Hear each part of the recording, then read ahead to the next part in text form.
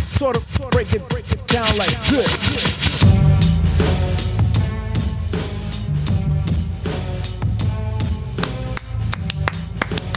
Post-Thanksgiving gang hang. Huh? All right. We're all sweating off our turkey and our stuffing hangovers, and we're here to gang and hang, clang and bang, and have a good time, right? Glang, bang. Glang, clang. Glang, clang? I don't know, man. I don't know. Sorry. Yeah, I'd work on that one. I lost control of my functions there for a second. Workshop that one a little bit, yeah. JSA, we were just talking about it. So a thing happened, and it's basically a throwback saying, hey, the Geoff Johns JSA, something happened that's very important there that also happened in this story. So now, guess what? It's all part of the DCU again. My question is, was it only wiped away? Because it's been a while, right? Was it only wiped away because of like Rebirth, New 52 stuff? And well, it was wiped away as a result of Flashpoint. Okay, Flashpoint. Is it just gently back, or are we acknowledging that, like, nah, all that stuff happened, don't worry about it? That's where I was a little confused. Because people freaked out immediately and were like, it's back, it's in continuity, hooray. And I went, okay, I mean, I guess, but I didn't feel real definitive about it. Like, I couldn't square that circle in my head. It can't be more definitive.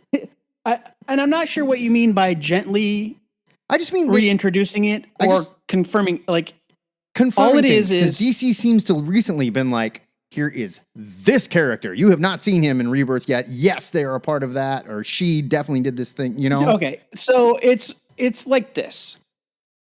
After Doomsday Clock, and we got the JSA back, right?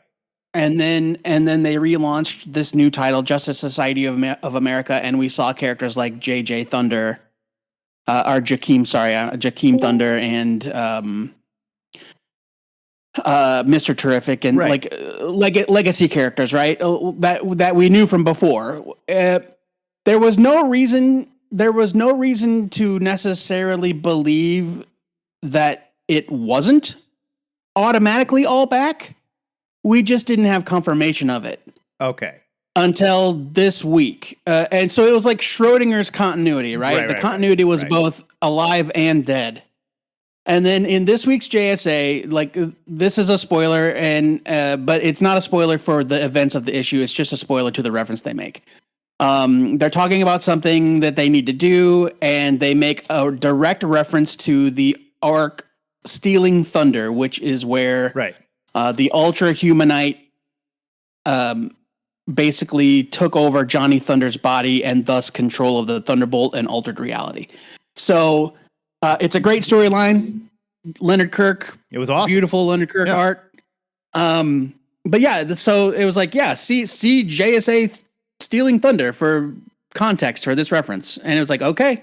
I guess that's all I need. I was confused because I think I wasn't aware that it was ever out of continuity, other than because I stopped paying so much attention to Flashpoint. Well, it was out of continuity because the JSA didn't exist. All right. Well, okay, I'll give you that. Yes, that's. I mean, I think that's probably the most important indicator. Yeah, fair enough. All right. But then also, you know, they're doing things like Johns has done things like, he reintroduced Beth Chappell and Yolanda Montez, the 90s era. 80s and 90s era Wildcat and Dr. Midnight. Right. But they made direct, like, rather than just saying, it's a new timeline, here they are.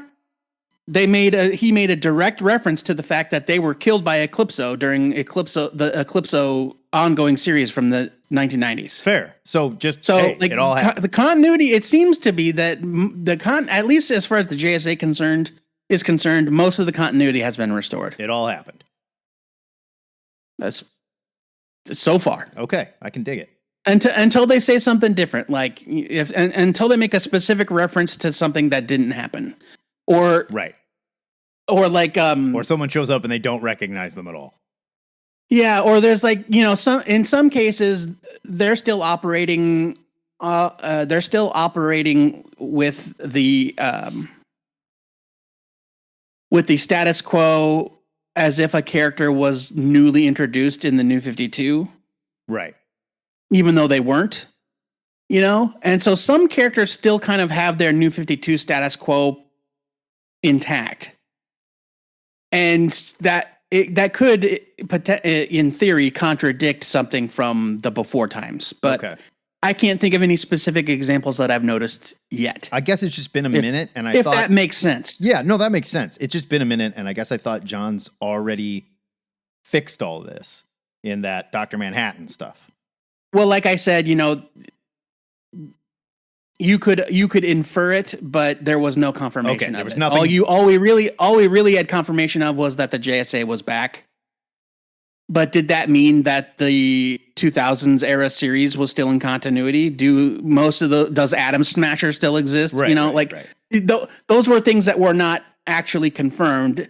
And then, at least to my satisfaction, he was like, "Yeah, here's a direct reference to that series that you loved." That's fair, and that makes a lot more sense. I just feel like there's been enough hand-holding with DC in the sense of like, big special thing that reintroduces this idea that you missed. And we all go, yay, thank you for establishing that with the big special alpha number 1, whatever, And this was just, nothing like that. It was just a very casual, like, editor's note kind of thing. They even showed a little flashback panel of it. And it was like, oh, okay. Fair enough. So yeah, it was directly referenced. Brian, you were going to say. Yeah. I feel like with the JSA, after like Doomsday Clock fixed the issue of, or addressed the issue of the time missing, right? Because they shrunk it down to that dumb 5-year time period, blah, blah, blah. And so it basically was like, yeah, no, you've been messed with, and you have, this is not anything you haven't seen before, but it's just done in a more quantum way. And so now they kind of having it fixed in Superman and the JSA, like when they show up and it's like, oh, this is that, because even that team, like that's the Dale Eaglesham Johns team, like that's that last group before everything got really terrible. But and then so it kind of feels like it was almost like a blank, like an uncolored paint by number thing, and Johns is slowly going in. And the paint by number says, oh, yeah, they're back. And he's like, okay, now this happened. And now remember this? Right. Like he's sort of slowly filling in the gaps of literally putting a pin in, yes, this specific thing did happen. So it's just cementing it more. It's like readdressing it. And it's in issue 7, which is great. Like, this isn't another, miniseries reboot important thing. It's like, I hope you're reading JSA because you're going to see that these things that you have wanted to see for the last 13 years are still there. It's great. And it's great. I'm really happy with it. I'm glad to see it. Yeah. It's kind of like, when they smashed the Earths together in the Jonathan Hickman Secret Wars. Right. And all of a sudden the Earth was restored and Miles was just there. Like he'd always been there. And that's great, but then you might be thinking, well, how much of Miles's stuff is there? And then you're like, oh, there's Genki. Okay, Yeah. You slowly start to see things or see them reference things from his past or characters, and you're like, oh, okay, remembered everything. It's not like Miles when he came back to Earth was like chunks of my memory are gone. Or no, right? But like his timeline was fundamentally altered. Right. The Ultimate Universe was erased, and like I think it's the sort of thing. I think it was the sort of thing, and I might be no-prizing this a little bit, but. At the end of towards the end of Crisis on Infinite Earths, issue 11 or 12, after the Earths were merged to one Earth, right? Only the people that were there fighting the Anti-Monitor at the dawn of time when the big smash together happened. When Superman was like, welcome to Earth, and then he punched the Anti-Monitor. Yeah, right. Like only those people even remembered that there was a multiverse at all. Okay. Because they immediately went to they were looking for the cosmic treadmill, and they're like, we got to find the cosmic treadmill, and they flew to Keystone City, and they saw Jay Garrick and his wife grilling, and they're like, hey, Superman, what's up? And like they had no idea because to them, they had always been there. Nothing had happened. It was just reality. Right. Right. I mean, and then that slowly changed over time. You know, for the most part, people's memories of the multiverse went away. But yeah. But yeah, I mean, it's kind of like, yeah, it's just like we took the continuity away from a while. Now we've put it back. We gave you a story reason for why it's back, and now we're slowly, like Brian said, we're like piecing together this, right? You know, mostly complete jigsaw puzzle. Okay, second part of this question, and not to muddy this water. We just had. I live for the muddy water. Give it to me. I know. We wade deep into the muddy water, but I don't have my waders on today. I guess I'm nude from the waist down, so I'm gonna walk gross dick naked into the muddy water here. 3 Jokers. We just mentioned in Batman, in Chip Zdarsky's Batman, that there's still 3 Jokers running around. Correct. I read it and pushed it out of my head because I disliked it so much. But this is all tied to the same thing. Something similar happened to the Joker, right? And that's why we have 3 versions of him instead of him being replaced or disappearing like the JSA. I don't know. I don't know that there was ever a satisfying reason given for why. Well, there are 3 Jokers. There was a thing in the Zdarsky run where Batman went to the other world. He mentions them, yeah. And there's the sane version of the Joker, the Red Mask, whatever, which is like the normal guy. And he made a Joker. Yeah, but that's not what that was. That's not what that didn't have anything to do with the Geoff Johns 3 Jokers. Okay. But they do reference the 3 Jokers. What's that? They did reference it in the regular. It was Batman. They did, like in the most recent issue. They referenced. It was like, tell me something I don't know. I already know there's like, 3 Jokers. You know, there's still 3 Jokers running around. He's like, yeah, I got to get to the bottom of that. But first, right, busy telling my family to screw off. Right. Yeah, exactly. So the 3 Jokers were first referenced at towards the tail end of the New 52 in Geoff Johns' Justice League. He teased that, and. You know, because it was like the Doomsday War or whatever that storyline was. I think it was the Doomsday War. I think you're right. Right around Justice League number 50. And Batman sits on the Mobius chair. And he, you know, so now he's got access to all knowledge from time and space. And he's like, what's the Joker's real name? And it goes ping, ping, ping, ping. And he goes, what do you mean there's 3 of them? And then that was it. And that was it until the 3 Jokers Black Label series, which apparently is in continuity, just to make Matt's brain wrinkle a little further.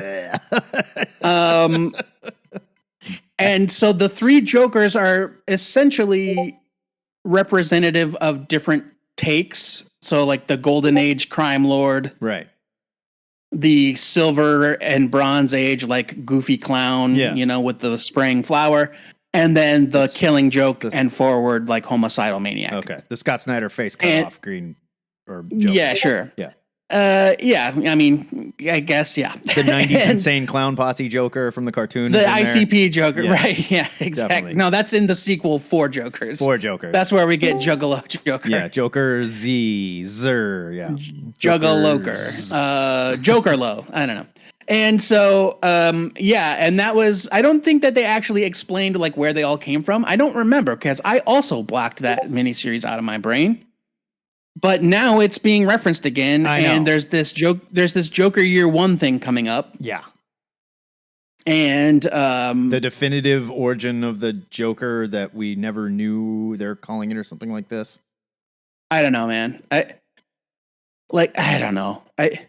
I don't know. I know. I don't feel like Batman's in the greatest spot right now at all. I think post Batman Catwoman war and everything, it feels really directionless. And I don't think anything pointed that out for me more than when I read Batman Offworld #1 this week that had nothing to do with Batman continuity. Just Jason Aaron and Doug Mankey telling a badass Batman story. Like so badass that it's just pumped full of steroids and completely macho and ridiculous. And when I put it down, I was like, that fucking ruled. I was like, is it like the Doug Mankey pumping Iron Batman? Yes. Yes, it is. It's like, it opens with like total Alien ripoff where, you know, they're like, we found a ship, sir. And they open it up and like they go in. They're like, all right, let's hijack this thing. And Batman beats up a couple of aliens. They get the best of him. And I'm not spoiling anything because there's really nothing to spoil, you know. And then it's Batman versus aliens. We already knew that. Yeah, he wakes up, you know, like in a prison surrounded by badass aliens, and they're all like 9 feet taller than he is and 4 feet wider than he is. And of course, he's beating the shit out of all of them. It's great. It was so good. And I loved it because it's just like, hey. It's a Batman story. Remember when Batman just used to be like tough guy Batman doing his thing? And like right now, it's just so. Everything's got to be an event now. Everything's got to be an event now. Muddy. And it's muddy. And most of the time, it's not satisfying. Yeah. And so, like, I don't know. I didn't like Gotham War. I did not like it at all. But in general, you know what? I'm trying to be nice. I think I'm being too nice. You're being too nice. You gave it a leave it. You were yelling on the show. No. I gave the Gotham War a leave it. But I'm trying to like think about how I feel about Chip Zdarsky's Batman in general. And I think it started strong. And I think it's kind of gotten weaker and weaker. Like that whole alternate reality Batman thing, I didn't love. Didn't need it. The hand cut off thing? Why? Didn't need it. Don't need it. Robot hand? Why? Well, he's got a robot hand that farts smoke. Which, like, what do we? It's useful for him. They're doing little things to the character. Sure, I'll give you that. But they're not pushing a story anywhere. We're still right where we're. In fact, we're back in a place where I don't want Batman, where he's like, I can't have a family. Oh, yeah. I hate everyone around me. I'm going to dick them over on purpose. I will say this though. There's a compelling reason why he's doing it, and it's because he's not in control. Okay. Yes. I don't disagree. But that's just like, okay, so I feel Chip started his run. Chip started his run with a story about a failsafe that he built, that he created, to take his place in the event that he dies. An unkillable super robot that can kick Superman's ass for some reason. And so that's how an out-of-control failsafe is how Chip started his run. Right. And now we're doing another story arc where a failsafe Batman implanted in his own mind is also out of control. Like, it's the same story, but just with different decorations. And it goes back to like, oh, Batman made a plan to kill everybody in the Justice League just in case, and Lex Luthor got a hold of it. Like, how many times were we doing this? Batman did something to Batman that is too dangerous for even Batman. I feel like this kid fell off this dirt bike a while ago and the wheel is still spinning and we're all just sitting there watching it and nobody's helping him, you know? I don't know. I'd be curious. I'd be curious what other dudes that are reading Batman are thinking about it. But I'm kind of getting tired of the constant like Batman in turmoil, throwing his family away. His mind is not his own. Like, we've been doing this for what now? Over a year? Yeah. And we'd already done it before how many times? I also think the Batman of N-Zara or whatever, right? Zur-N-R. Zur-N-R, or whatever it is. I don't know. Grant Morrison like had a lot of fun with that. And it worked and it was wacky. And then we put it back on the shelf. And that's fine. You're like, okay, Grant Morrison's Batman was a god. Chip Zdarsky's Batman is not a god. Chip Zdarsky's Batman is like a deeply flawed dude. And it just exposes how bad of an idea that is if you're not writing the character as a god. If he's not punching gods in the face and hanging with Superman and stuff, you know, like, I'm kind of over it. I kind of want godlike Batman back, you know? Yeah, I don't know. I'm all right. I'd be all right if we got a change of pace here. Yeah. He's just not feeling really super anymore. He's feeling pretty broken to me. So, Jim, how was your Thursday? Because I know that you are in England. Oh, the other Jim. Not Jimbo, sorry. Jim Stafford, how was your Thursday? You may not be able to. He might not go on my. Yo, I chased him away. Nice job. What'd I tell you about that? Oh no, he's back. Maybe he just needed to switch devices because I was talking to him. Yeah, I'm not good at Discord. I'm here. That's all right. Welcome, You're Jim. doing fine. You're doing fine. First time hearing your beautiful voice. I know. It's weird, isn't it?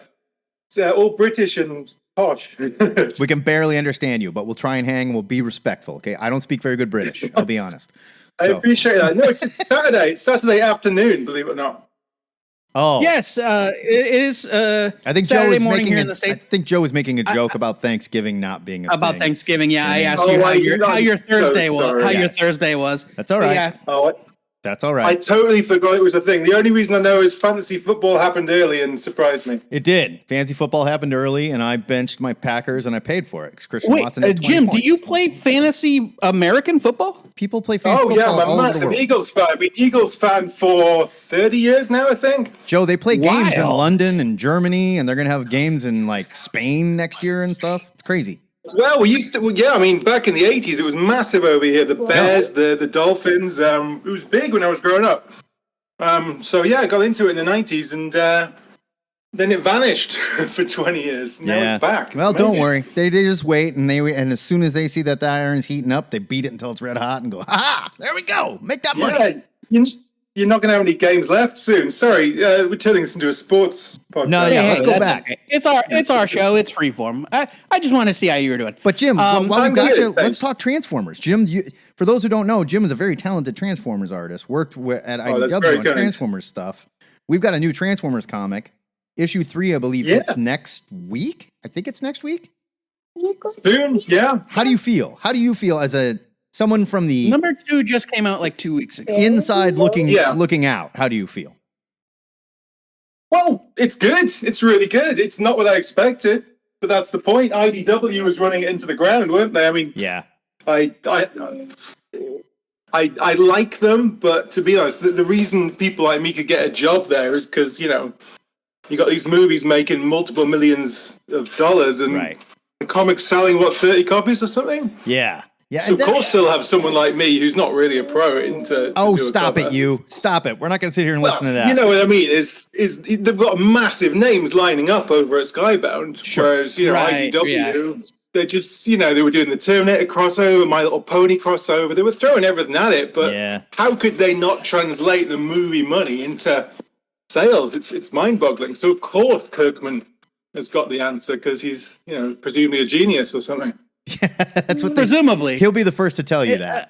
A genius in his own mind. Yes. He sold a lot of books and TV shows. He sold a lot of books. Well, I mean, look, the dude has made more money than any of us will ever see. It's And true. So, And I will say, look, like, he knows what he's doing. and this Transformers Yeah. thing, like, it's not like they're not doing anything revolutionary. He just started over. And I think he said to himself, like a guy like me, who I've read Transformers comics for the show. I've always given him the IDW stuff, like really good reviews, and been like, man, I want to read more of this. And then I would go and I would read more of it. And it would get so in the weeds that I just couldn't even hang, as like a partial Transformers fan. Like, well, you've hit on it there. That's exactly what he's done. They've gone for a new audience. They basically, this is the weird thing. They abandoned me in a way. They said, you guys, you know everything, you know every single figure. But there's a few million of you worldwide. We don't need your money. There's not enough of it. We want everyone. We want the people who remember Bumblebee, who think Starscream's the baddest dude ever. Basically, the cartoon kids. The guys who watch it on a cartoon superficial level. Exactly. Haven't thought about it in 20 years. Sort of said the movies were a bit not really for them, and they're like, "Whoa, nostalgia! These are our characters. We love it." Yeah. And so it's Damon. What was that? I say, speaking of Bumblebee. Poor Bumblebee. Yeah. I mean, so Okay, essentially, they're just kind of like gently rebooting the Generation 1 idea. Yeah. Obviously making some tweaks, and that's cool because we wouldn't want to read the exact same story over and over again. And I think so far 2 issues in, I'm hooked. Like Starscream's smushing dudes, like he's evil, man. like He's that. capital E evil. He like literally claps a guy to death like a gnat. He clapped a guy to death, like a gnat. Yeah, he squeezed another one. Yeah, it was great. Yeah, Optimus Prime accidentally stepped on a doe. That's sad. God. You know, I think it made him extremely sad. it's like now they know that it works and there's money there. I think just, hey, G.I. Joe writes itself at this point now, right? Just do the same thing. And that was my problem with IDW G.I. Joe. Like, look, the Larry Hama stuff back in the day, magic. Loved it. As a kid, absolute magic. It was the best. But then you keep, Larry Hama-ing G.I. Joe 30, 40 years later, and we get to a point. I mean, that's the problem. I think that they literally. I think it's kind of hard to, like Jim kind of intimated a few moments ago, it's kind of difficult to balance telling new stories about characters that everybody knows. Yeah. And not piss off a huge part of one audience, one side of the audience or the other. Yeah. Like, you've got people that just want to read, G.I. Joe as they have always loved it. But that's not really creatively satisfying for storytellers. They want to tell new stories. They want, they wanted to be able to tell a story where Snake Eyes dies and gets replaced by his daughter or whoever it is. I don't even know. I don't even know what happened. But there's some clone stuff involved. There's clones, and that's the Hama book. I think that turned out to be Storm Shadow clone too, or something like that. It was, but that's the Larry Hama book, which continues from the original Marvel continuity. That's not even to touch what they do in the. The main core continuity G.I. Joe books, where they have to try to tell new and fresh stories. But you've got a billion guys, you've got, thousands of guys out there going, well, that's not how my Duke behaves or whatever. Yeah. Well, this is the same we've been talking with Tom Brevoort, though. It's like, okay, so now we're going to get a G.I. Joe relaunch, and it's basically going to be the X-Men returning to the mansion. It's like, oh, yeah, remember G.I. Joe? Covert Action Squad, remember? They were like plucked because of their specialties. They're basically superheroes in military outfits. They got a secret base. You guys remember? And we're like, yeah, I do remember. The cartoon had a great theme song. Like, yep, here it is. More violent. And we're going to go, yeah. That's all I need. Really. I'm in. Also, they're turning Duke into some type of weird, PT. Well, consider what Starscream did. Some PTSD stuff going on. Yeah, he's like in the brig or something. Well, it'll be curious to see what happened. That was in. Where did they show that? It was a preview of the Duke. It's a preview. Yeah, there's a Duke number one coming out.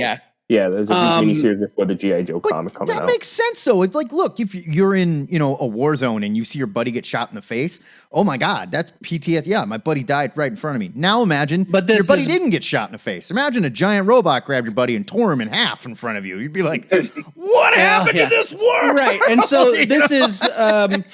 Well, Duke number one, we don't know exactly how the timeline's going to be because Duke number one, we know just based on like what's going on with Duke in that preview. It takes place prior to the formation of G.I. Joe. Yeah. But Duke in Transformers number 2, Duke ejected out of that jet and he was wearing a very fancy jetpack. Yeah. So I wonder if maybe Transformers is set. Well, the other G.I. Joe has been formed at that point. The other guys that ejected had jetpacks too. They just got killed. I figured that they were going to use Transformers as the jumping off point for G.I. Joe. Like, they're a response to the alien presence on Earth sort of thing. Which, personally, I could do without. I'm still not sure I like this whole Void Rivals, what are they calling it? Energon Universe thing. The Energon Universe, yeah. What's the phrase you always use? I don't like getting the bacon in my custard or whatever it is. Over here we say that's the not the chocolate phrase in the States, but sure. Yeah. That works. Please don't get the laundry detergent in my whiskey, is what we say over here. I mean, it's two great tastes that do not taste great together. Like, I didn't like it with Marvel. I understand why they took it out. Transformers started in the MCU, didn't they? Oh, not the MCU, the MU, back in the day, and they removed them pretty fast. Yeah, bar a couple of Spider-Man crossovers, it didn't last long, and they quietly forgot about it, like an eternal hand sticking out of the earth. Yeah, and I don't want it coming back to that. Really, I don't like little men running around with, Transformers stepping on them and stuff. It does seem like G.I. Joe's going to be woefully outgunned no matter what they do, right? Correct. I mean, that's kind of if they kind of. G.I. Joe has always had pretty crazy technology. Sure, but and so if part of the lore becomes like these aliens came to Earth and we've kind of used what we've learned from them or things we found that they left behind to like improve this division of our military or whatever. I don't know. We'll see. Yeah. We'll see what happens. If they lean into the toyetic, gimmicky G.I. Joe-ness of it, then I'll be happy. Yeah. That whole thing was sort of lost really a bit. Yeah. Who did it well? Devil's Due. That's where the good G.I. Joe comics came from. That was extremely good. Those great. Devil's Due comics, that's where they first came back, right? Yeah. In the early 2000s. Yeah, that's the best I've seen it done, personally. And I think I got to make it. I'll be listening. Maybe Jim, before you pop off, I heard some little voices here. You got little ones? This is my daughter Ren. Yeah, she's just hanging out, asking who my friends are. All right. Tell her we said hey. Hey, Ren. Hey, Ren. Hey, Ren. So, Jim, I guess when I say, like, yeah, they're going to boil it all down and we got the specialists that do the thing, I'm forgetting, like, well, what do those specialists do? Well, they don't fight Transformers. They fight Cobra. You know, like, shouldn't we kind of start there, maybe? I don't know. But I mean, but they are starting there. They're starting with Duke and Cobra Commander. And we don't know that the Transformers are going to fight G.I. Joe. We only know that Duke failed to... Duke shot Starscream in the face and ran away. But then almost got killed. Yeah. You know? Right. So, like, G.I. Joe's mission might not be to fight the Transformers. I'm sure that their mission will still be to fight Cobra. It makes sense it would fall under their purview, but I hope that's not, like, the full-time job, you know? I would guess is that it's going to split off. You know, you're going to have your typical G.I. Joe espionage stuff. I mean, there's some weird stuff already going on, like they introduced the Baroness on the G.I. Joe side and all that stuff, at least initially, and then, I'm sure that's going to spin off. But, I mean, you probably will get your big crossover events eventually. Oh, sure. You know, maybe once, twice a year. This has to. But I think they're going to be two separate paths, quite frankly. It feels like that anyway. It's just incidentally, yes, G.I. Joe's in the same universe. Yeah. I mean, we're going to get these reminders that they coexist, and that's fine. Right. That's totally, that's like, I'm reading Void Rivals, and it's kind of a slow burn, but I'm really enjoying it. But then it's like, the quintessons have been in every issue, right? And it's like, okay, and like there was a Sharkticon in one issue, and I think this Skuxoid character is from the 80s Marvel comics that he made one appearance. And so, you know, they're doing these small reminders, like the Transformers universe is vast. Sure. Not every being that exists within it is a Transformer. Yeah, that's true. And also, you know, you've got this weird pig man that is a bounty hunter, and you've got all of outer space to play with too. So maybe this first chapter is on Earth, and then they go, we got to go back to Cybertron to take care of business, and they're gone. Yeah, and G.I. Joe's doing G.I. Joe stuff. So, but as Mark said in the chat, you know, this is a lot of Energon talk. But as Mark said in the chat, we can all agree that the Christos Gage, Mike Costa, Antonio Fuso, G.I. Joe Cobra runs excellent. With Chuckles as an undercover agent in Cobra. Excellent. Is some of the best G.I. Joe comics ever committed to paper. Yeah. And you should all read them, whether you love G.I. Joe or not, because they're just very good spy stories. It was excellent because you took a ridiculous character, Chuckles, who is essentially a guy in a Hawaiian shirt. Shut your mouth. Who's supposed to be a spy, and it's like, really? This guy doesn't stick, you know? He's not a spy, he's undercover. Sure, okay. He's a master of disguise. Not exactly dressed that way with his action figure, is he? And they basically took him and said, here's what Chuckles is supposed to be. And it was gripping. It was wonderful. I think that if you created a character like Chuckles, it's not easy, I agree. But if you took the Chuckles figure and put him in fatigues and said, yeah, he's an undercover agent, well, that wouldn't really have... But they did. He had fatigue pants on and a Hawaiian shirt. You know what I mean? If he was dressed like Stalker or Dude, he wouldn't look the part. At least in the Hawaiian shirt, we're like, oh, the guy puts on disguise. I mean, I guess. Right, I'm going to put on a side boy thing only because it's more recent, only because we're talking about Chuckles. So the San Diego Comic-Con Chuckles that just came out for the Classified series, there's a fun little mini lore in between because they have the Red Strike team, which is the Baroness and the twins. And there's a little, if you put the packages, like kind of look at them together, there's a whole little thing where you see like he's stealing like a classified document. And you see like them holding the classified. He's holding it. He's smiling at them on the other side while they're screaming at him. That's like, super fun. That's great. Yeah, I love it. Also, I love that.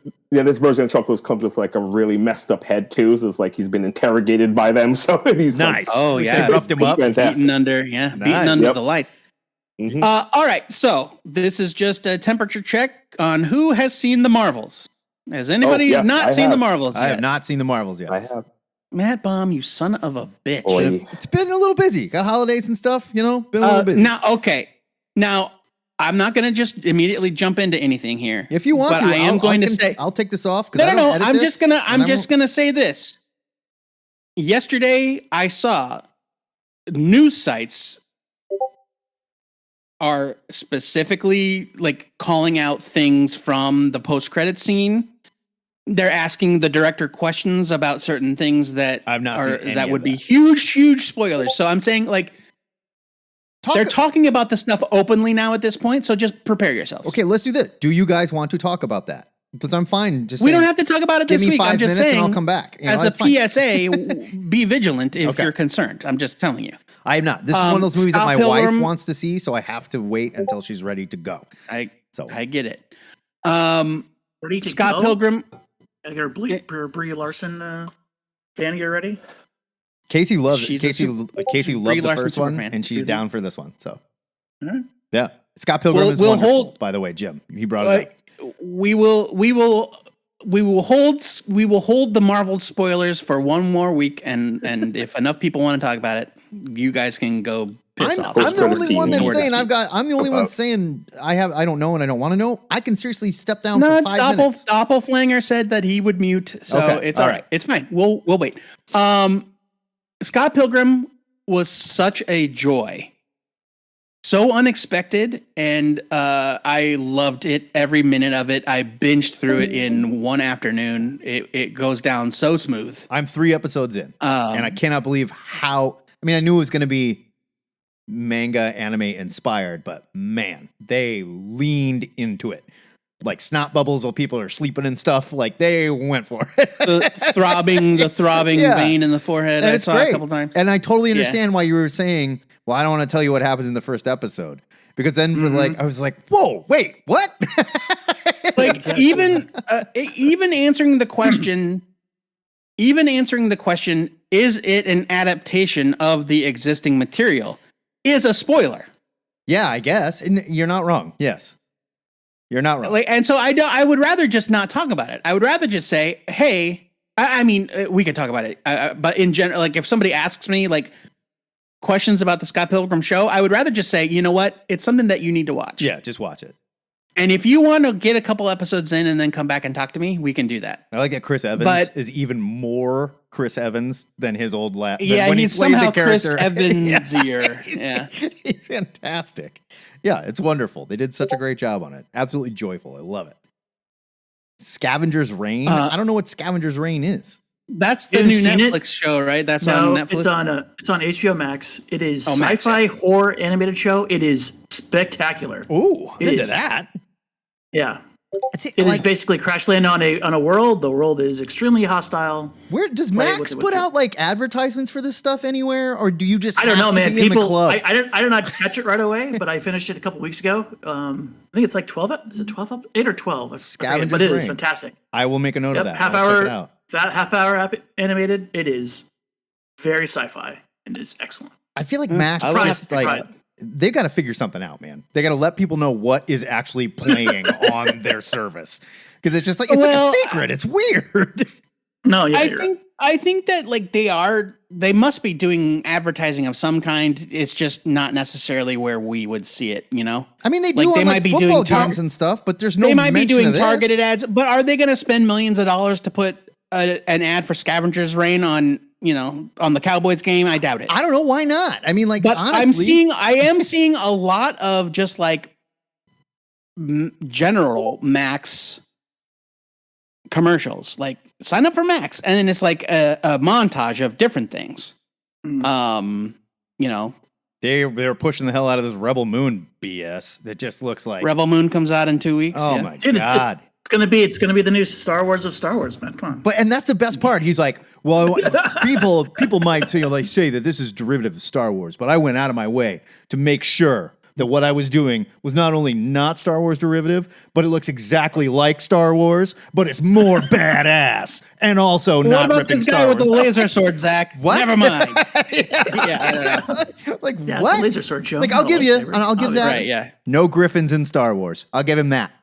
No Griffin. Yeah. It's true. Whoa, it looks like a hot mess, though.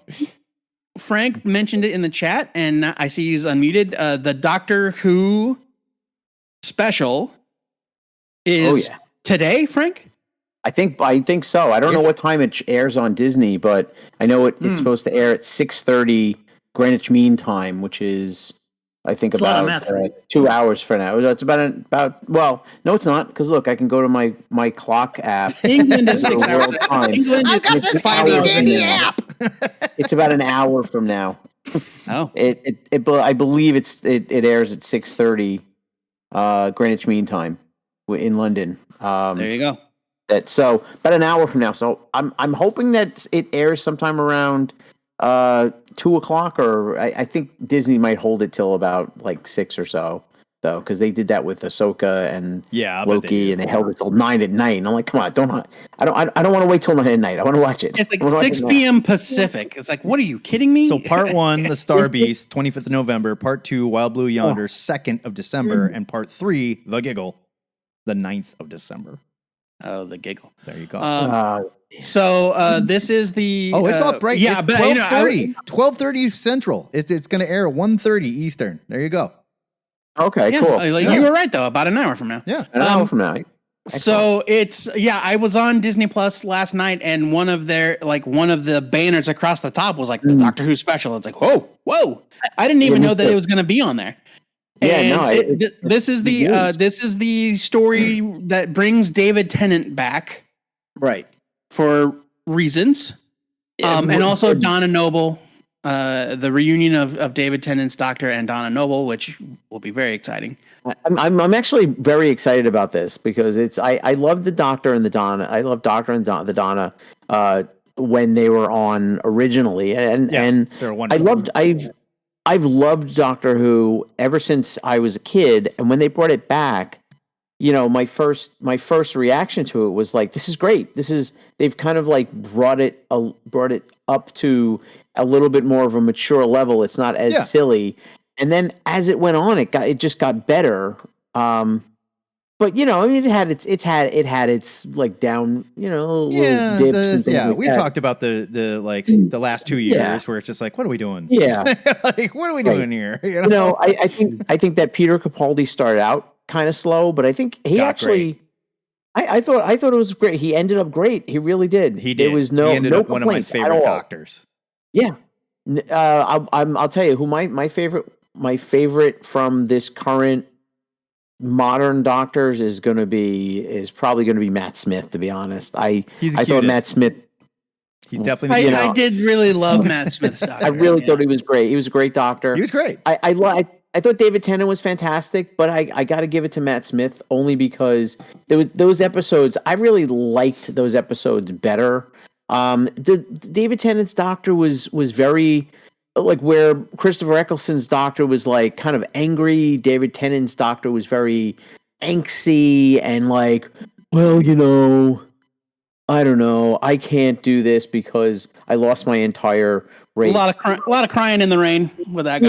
Yeah. And I'm like, and one of my favorite scenes was when Tom Baker came back as the curator and I believe set the scene for what's going on now, because he said, maybe I'm an old familiar face. Maybe I could do that sometimes. Did you see, Frank, did you see how it's been 10 years since the 50th anniversary? He's 90 now. And there's that scene where they green screened Matt Smith next to the first Doctor. I I don't know where I don't remember that. So there's a scene where there's a scene. It might be brief. I don't remember the context because, like I said, it's been 10 years. But I just read about it. There's a scene where you see the original Doctor from the back because obviously all of that stuff was in black and white, and that guy's long dead, et cetera, et cetera. And they green screened in. They filmed it on a green screen. And at the time, they asked Mark Gatiss, why did you need to film it on a green screen? And he says, because we're going to use this footage again later. And everyone was like, okay, whatever. And they have now released a teaser image of that exact same scene, and they have swapped out Matt Smith with the new Doctor. I did see. Yeah, and I remember his name, but he's fantastic. But it's the exact scene. Okay, and that is so cool. Like 10 years ago, they were like, "Oh yeah, we're definitely going to use this again." Yeah, yeah, and they're doing it. Or they just have nerds now, are like, "Remember when somebody said that? Let's use that again." Yeah, like one of the two. Either way, it rules. So. Well, no, because they had to use a double, and only from the back. So it's like there was no reason to film that on green screen at all. Sure, you could have just filmed that in a room with somebody that was a stunt double. But that actor, that was filmed when they were filming like that Doctor Who documentary about. It wasn't a documentary. It was like a retrospective kind of retrospective of Doctor Who, and it was excellent. It really was excellent. I highly recommend it. I think it's like Through Time and Space or something. Yes, Through Time and Space. Yeah, it is really, really fantastic. And it really gives you like a history of Doctor Who and where they came up with the stuff. And it's like, and how some of the stuff that they came up with was like, that's ridiculous. I love it. So these new specials introduce our new Doctor Who, right? We're going to get him in this. Probably at the end. Yeah. You're right. I'm going to say yes. Usually it's the Christmas special because that's the last thing before. That's the cap of the But we're season. doing these instead of the Christmas special. It's a 3-part special thing. It's a 3-part thing. No, this is a 3-part thing, and I believe I heard Christmas special? They're doing they're bringing the Christmas special back this year. This year? So they're going to do a 3-part special and a Christmas special? I believe so. They all in December. Have you seen any of the stills from the new Doctor? I wish I could remember how to pronounce his name, but I can't. And I know who you're. He's got a very African, Yeah, it's very traditionally African name, yeah. But he's there's this one scene where I've seen them that they filmed takes place in the 60s, and he's got this very mod looking suit on. He's got I have seen that. Yeah. Yes, that's great. Kind of like this big, not huge afro, but an afro, and then a mustache, like a Fu Manchu. Yeah, he looks like Shaft. He looks bad. It's gonna be great. I'm like, I saw that. I'm like, this is gonna be great. Okay, we get these 3 specials, and then Christmas Day we get his Christmas special that introduces the new Doctor properly. It's called The Church on Ruby Road. It'll be Doctor Who's first Christmas broadcast since Peter Capaldi's final episode. Yeah, They didn't give Jodie Whittaker a Christmas special. Bunch of sexist. They did her dirty, man. They really did. They did, because she was great and the writing was bad. It was not her fault. The writing was bad. I 100% agree. I would love to see her get a chance to do something with good writing where it wasn't they really and I've heard Russell T Davies is not going to go back, and he's not going to retrofit any of the stuff that they did or take away any of the stuff that they did during Jodie Whittaker's run, because he doesn't want to disrespect the other creator by doing that. And that's very noble. There's no reason to when you're dealing with Doctor Who. There's no reason to undo anything. It's just like, no, it all happened, but now she's right. You're a totally different character with different motivations. Forget the name. What's the he regenerates. Now she's regenerated. It's a completely different person. Don't worry about it. Right. But they don't have to go back and go, it didn't happen. No. But you could do like what Capaldi's Doctor did, where he regenerated, and the first thing he does, he's like, yeah, the last guy did everything wrong. And he was just an asshole. I'm going to fix it. I kind of like how every new Doctor kind of looks down on themselves from before. It's great. They're like, that last one kind of a little bit. Yeah. So one of my favorite things that they used to do was every time he would regenerate, and this is during the original Doctor Who run, he would rub his tongue against his teeth, and make a comment about the teeth. And I think David Tennant did that too. Yeah. David Tennant did it for like 4 episodes. He kept walking around going. He's like, new teeth. I love that. I love that. And then the whole "still not a ginger" thing. Yeah, I think Peter Capaldi like felt where his kidneys were. That kind of like I love that kind of stuff. Did you see? Did you hear the rumor that they're going to do a 9th Doctor spinoff? What? The guy that only got a TV movie, Paul McGann. I loved him. I thought the movie wasn't great. I thought he was great. It's okay though. I mean, it's better than you. It's better than you think. He was good. Like it's better than I would have expected for the 90s. I didn't love it. It was bizarre, and I'll be honest. And the master was Eric Roberts. Yeah, Eric Roberts as the master was like such a weird choice. I thought, and making him like half human was also a weird choice. Yeah, but they were trying. They were like, it was their first real attempt at being like, "Hey, America, have you ever heard about this thing? It's 40 years old. You're gonna love it." Right. Yeah, and I'll bet you anything they brought in like, we need American writers, not just don't get me wrong. We'll keep the BBC guys around. You're good, but we need some American writers to American this up. But then, like when they did it again when they did a proper revival in 2005.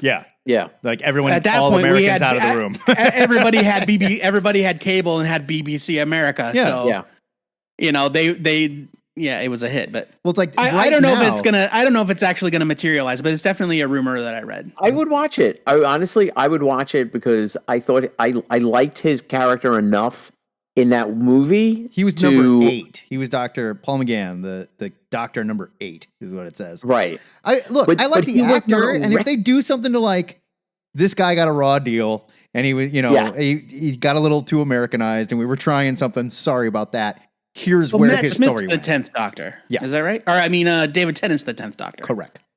Yeah. Okay. For some reason, I thought Tennant or Eccleston was the. No, he's number 9. 10th, but he's number 9. Yeah. Yes. So Tennant is 10. That's what I got to do. Remember that. Yeah, Tennant is 10. Yeah, if they do something to fix it, fine. That'd be cute. I'm in. But just do it like a mini series. We'll see. Yeah, do a mini series. I don't know. But yeah, I'm gonna watch that special. I haven't watched Doctor Who since I'm midway through Capaldi's last season, and that's where I left it, and I haven't gone back. And his final episode, his Christmas episode. I know, but not a dry eye in the house on that one. Woo! it was so much. I loved the Doctor Who revival so much, and Christopher Eccleston is I didn't love him at first, but I went back and rewatched it, and he's really great. He's got a very different take, like Matt said, or Frank said.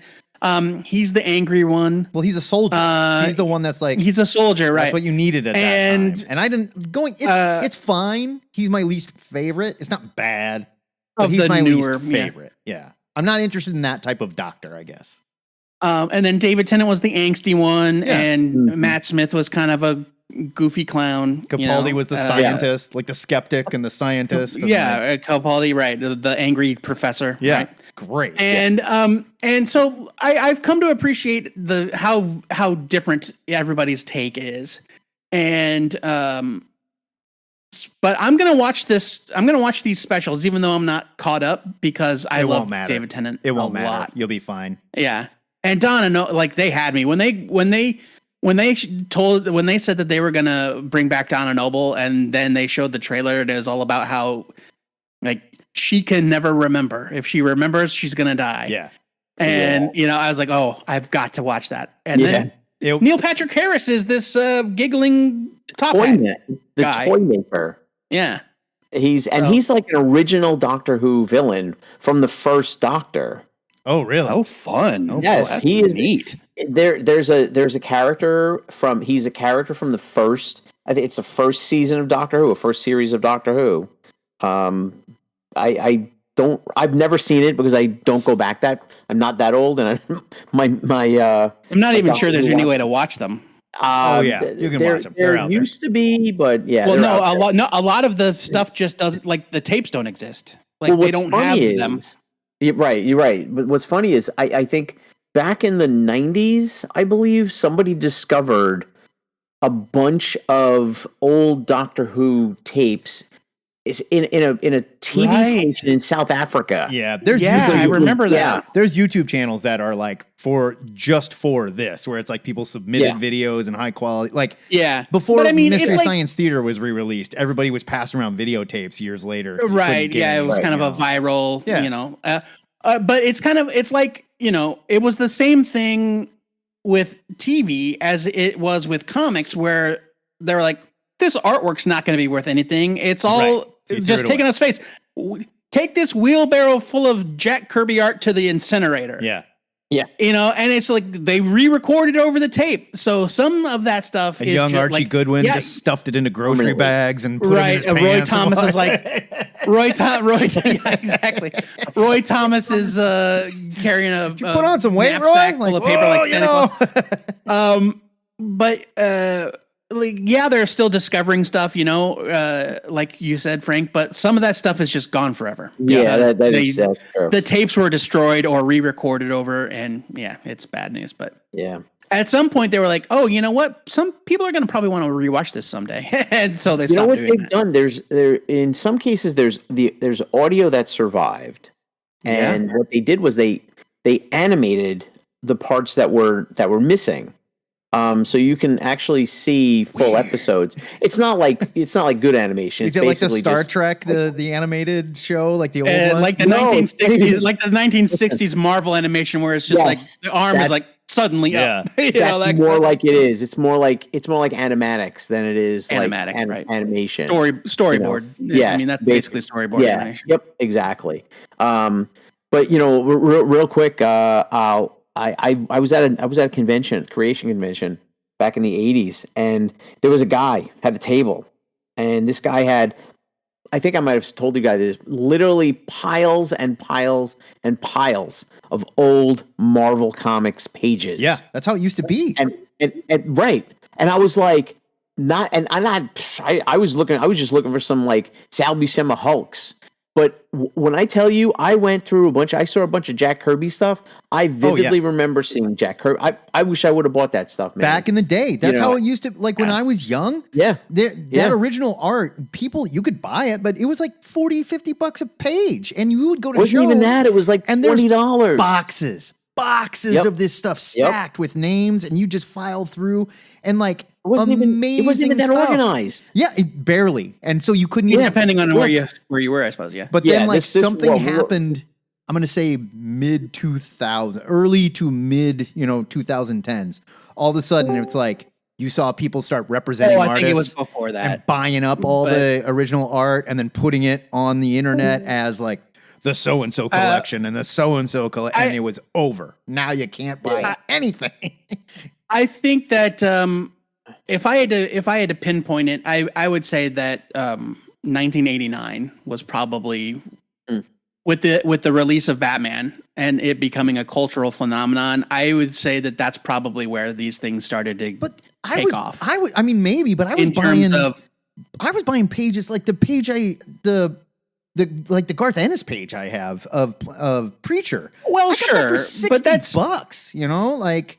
But some those guys set their own prices a lot of times. No, they had a guy representing them. It was Albert Moy. Remember that guy? Albert Moy had all the original art and all the shows. He still does it. Yeah, Albert Moy's comic art. Yeah, I got that and a page of Frank Quietly's Authority, and I was like, I want these too, and like they were both marked at like $70 a piece. Somebody was like, I don't know, $120. And I was like, oh, thanks. $60 a page. Yeah. Well, and that's, and I think that's, as far as like the old stuff goes, like Frank was talking about, like the Buscema art and the Kirby art, the stuff that you used to be able to find in stacks on a table. Right. At a convention. Like Batman 89 was like, oh shit. Yeah. these things are collectible. I agree. Like that stuff was already beginning to disappear, but you could definitely find and important culturally, right? Yeah. Like I remember very vividly when we would take in old collections at the shop, and sometimes there would be an Overstreet price guide from like the 70s in there, or even the early 80s. And the first thing you do is look up how much Action Comics #1 was worth. Wow. Yeah. Because if only we knew. And it'd be like, yeah, $500. Yeah. And it's like, I can't fathom. Yeah. And come to like an this era where you could get an Action Comics #1 for $500. But like when the original art was starting, like you could still find like Buscema page. You couldn't find Kirby. That was gone. But you could still find like John Buscema pages, but it'd be like, oh, that fill in of Barbie that he did. You know, so they were like, I'm not really looking for a John Buscema Barbie spread. You know? But now a lot of that stuff is deemed historically relevant, and so it's in museums, or if it's for sale at all, it's through heritage auctions, and it goes for many tens of thousands of dollars. Speaking of which, the pigeon-breasted Captain America, the most famous, terrible picture of Captain America ever drawn by Rob Liefeld, that has been pigeon-breasted. It is. I mean, it's hard. We've all seen it, where he's like impossibly, where he's got a shelf breaking his chest and sticking it out. $165,000 that sold for at heritage auctions. Yowie zowie. And 65. It sort of is culturally relevant if you want to. I mean, like that, sure. I mean, technically, I hope a rich like troll bought it, which is like, yeah, I want that piece of shit. Yeah, I got so much money, I don't care. I'm gonna hang it up and walk by and laugh at it every day. In my more cynical hours, I think Rob probably bought it.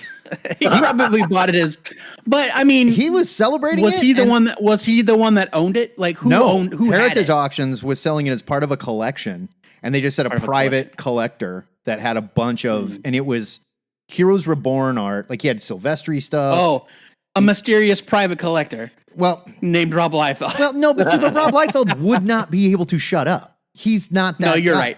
He would have been like, it's for sale. It's the best thing ever. And it's mine. And I signed it. And it's going to go for $1 million. Like, settle down, Rob. No. I mean, $165,000 is impressive for I'm any not piece saying of it's not. Relatively modern original art. Like $165,000 for a shitty picture of Captain America, though?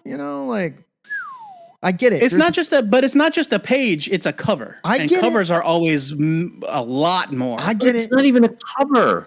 And that was done as promotional art. It wasn't even on the cover. I think it was the cover of Heroes. It was like, I think they slapped it on the cover of something. It was used eventually. It was used. I think eventually, yes.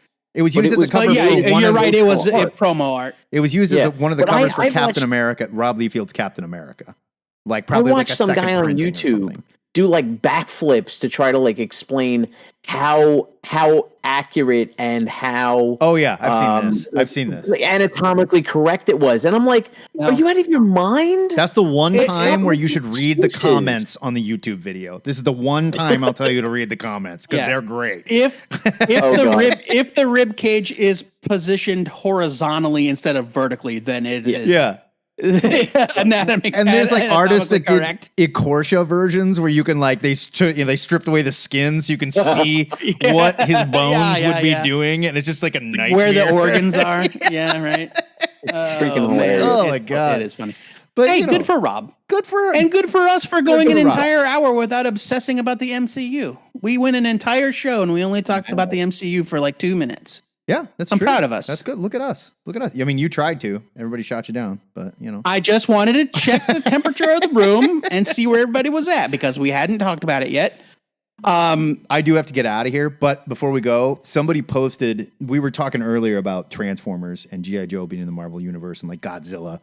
They tried the Marvel universe, and Marvel can't help themselves, so you got to have Cap show up or something.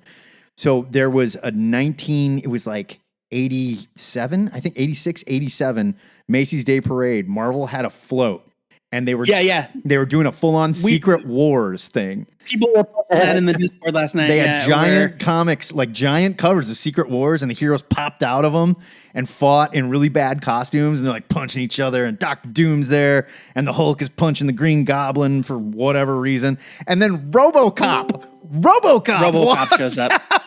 But Hulk was a villain because Captain America wrestled the Hulk. Yeah.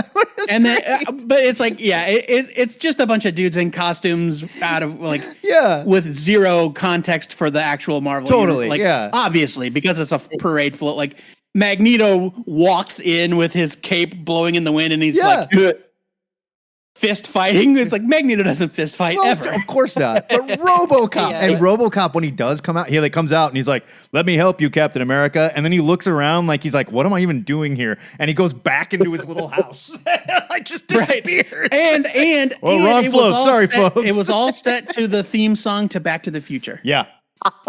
Yes. Super hot. How do we know that wasn't Jonathan Frakes as Captain America? Because Jonathan Frakes used to play Captain America. Oh, appearances and stuff, right? Yes. Frakes did? Really? Well, I don't know what year they didn't in have public appearances and stuff. These were just some jackasses that they put. These weren't even stunt people. They just put them in costumes and went up there and went fight. And they went, yeah, all right, kids are gonna love it. It was really the most ridiculous. It was so bad. It was terrible. I loved it. It was very melodramatic, and I loved it. Yeah. But that float was very impressive because the castle collapses. They spent all the money on the float, no question. I mean, they went all out. Yeah. But then this year, shout out to our boy Jim. I heard Al Roker say the name Monkey D. Luffy on national television during the Macy's Thanksgiving Day parade. Well, this isn't even his first one. He's been in it before, I believe. This is Monkey's first parade. Is it? Yeah. They've had Goku. They've had Goku shows up every year. He's always there. And Pikachu is always there. And then poor Monkey deflated. After he was on camera, he started to deflate. Yeah. Not a good look. Not a good look. Not a good look. Oh my God. So many of them were deflating. I was like, what the heck's going on? But I mean, hey. It wasn't from this year, but it was another one where they had a Captain America balloon. Yeah. And Captain America, they were waiting and his head was clear up the other balloon's butt, basically. Oh, there's another one where they parked them all like that to hold them in place. The Batman balloon has crashed into Catwoman's, and so it looks like Batman has got his face in Catwoman's ass. Yeah, but we all know he doesn't do that. He came right out and said he doesn't. No, he doesn't. You don't do that. Nope. Sorry, ladies. Nope. All right. I hope everybody had a good holiday weekend. We'll be back this week. The return or the grand finale of the Death and Return of Superman 30th anniversary retrospective. I am neck deep in it right now. Let me tell you. Black Issues holiday special. We're at that point where they're just like, I don't know, what if all the Supermen that were around just fought for 17 issues? Great. Nah. The Return of Superman part is relatively short. It's only one trade, 6-7 issues. Mercifully, yes. So mercifully short. We'll talk about that this week. But thanks for gang hanging. This was great. Good dudes. Happy Thanksgiving. Happy Thursday to you, Jim. Thanks for unmuting and hanging with us today. Good to talk Transformers with you. Good to talk Doctor Who. I like you guys a lot. I'm very fond of you. So thanks for being here. We'll see you nerds next week.